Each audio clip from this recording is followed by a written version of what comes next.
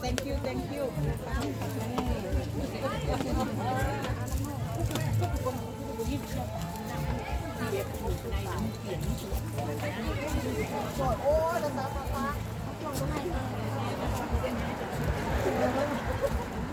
เปิดไว้หลังบ้าน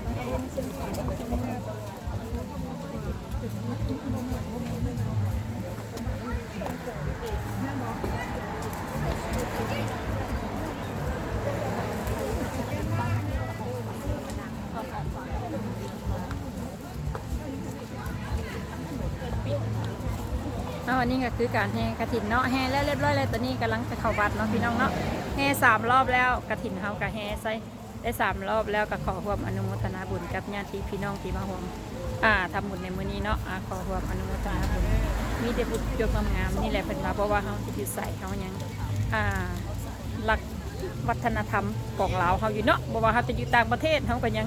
มีวัฒนธรรมของเราเฮาอยู่สม่ำเสมออ้ยเย็นจังเลยอันนี้รายงานสดตรงจากตอนนี้อยู่เมืองอุนซาเกะโอ้ยมีแต่ผู้งามหนาว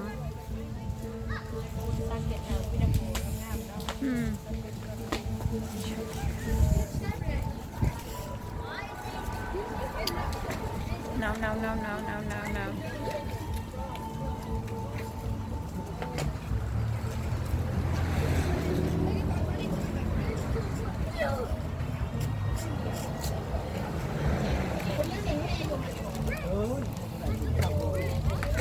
อ้ดี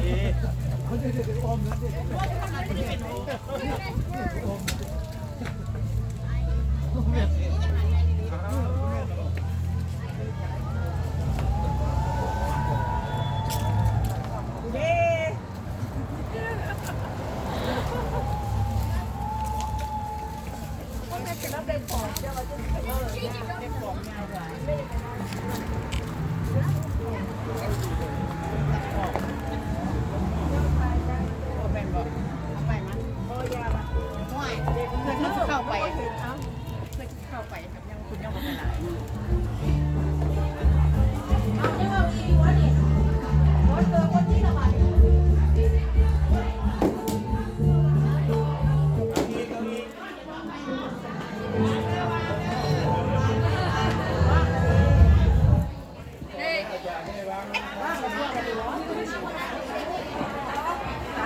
เอาตัวเล็กพอเอาเขากองไปเอาเขาไปนั่งนอกแดนนอกเป็นผ่าไกลก็ดีถ้าไม่จะถือเพราะว่าต้องผ่าอาทิตย์ใน3 วันในบ้านเขาเหนียว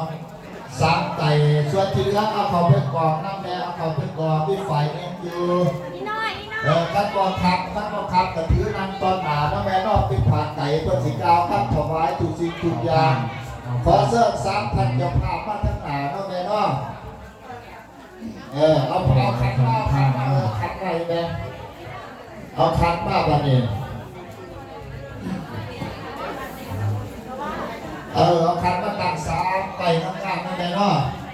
ส่วนที่เหลือในการตั้งไปทั้งหนาเด้อไม่ได้ตั้งไปทั้งหนาของไผ่ของนั่งความเป็นต้นก็ดีสิเป็นแผงไก่สิเป็นเกลือเป็นข้าวจะมาประตูแง่เป็นกาวความถวายทุกสิ่งทุกประการนั่นเองเนาะอยากจะอนุโมทนาสาธุพร้อมกันสาธุพร้อมกันอนุโมทนาดีทางใกล้กับทิ้งไกลกลางตัวนั้นตัวนั้นทุกการเอาขันมันมาใช้แล้วขันพระผ่าน3 ผ่านเลยเอามาทั้งหนานั่นแหละนอส่วนที่เหลือในการเอาไปทั้งหนาไปทั้งหนามั่นจับหาวันนั้นกันไปคนนั้นเรียกงาม